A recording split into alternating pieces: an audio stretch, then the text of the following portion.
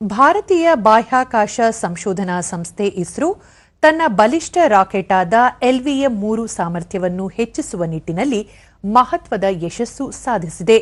ತಮಿಳುನಾಡಿನ ಮಹೇಂದ್ರಗಿರಿಯಲ್ಲಿರುವ ಇಸ್ರೋ ಕೇಂದ್ರದಲ್ಲಿ CE-20 cryogenic engine ಪರೀಕ್ಷೆಯನ್ನು ಯಶಸ್ವಿಯಾಗಿ ನಡೆಸಲಾಗಿದೆ.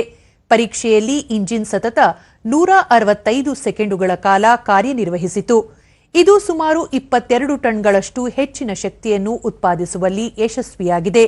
ಈ ಹೊಸ ತಂತ್ರಜ್ಞಾನದಿಂದಾಗಿ ಇಸ್ರೋದ ಭಾರೀ ರಾಕೆಟ್ ಆದ LVM-3 ಇನ್ನು ಮುಂದೆ ಬಾಹ್ಯಾಕಾಶಕ್ಕೆ ಹೆಚ್ಚು ತೂಕದ ಉಪಗ್ರಹಗಳನ್ನು ಹೊತ್ತೊಯ್ಯಲು ಸಾಧ್ಯವಾಗುತ್ತದೆ. ಭಾರತದ ಮಹತ್ವಾಕಾಂಕ್ಷೆಯ ಗಗನಯಾನ ಯೋಜನೆಗೆ ಈ ಇಂಜಿನ್ ಅತ್ಯಂತ ನಿರ್ಣಾಯಕವಾಗಿದೆ. ಮಾನವರನ್ನು ಹೊತ್ತೊಯ್ಯುವ ರಾಕೆಟ್ಗೆ ಬೇಕಾದ ಸುರಕ್ಷತೆ ಮತ್ತು ಸಾಮರ್ಥ್ಯವನ್ನು ಇದು ಹೊಂದಿದೆ ಎಂದು ಇಸ್ರೋ ತಿಳಿಸಿದೆ. ಈ ಯಶಸ್ವಿ ಪರೀಕ್ಷೆಯು ಭಾರತದ ಮುಂದಿನ ಬಾಹ್ಯಾಕಾಶ ಸಂಶೋಧನೆ ಮತ್ತು ಉಪಗ್ರಹ ಉಡಾವಣೆಗಳಿಗೆ ಹೊಸ ವೇಗ ನೀಡಲಿದೆ.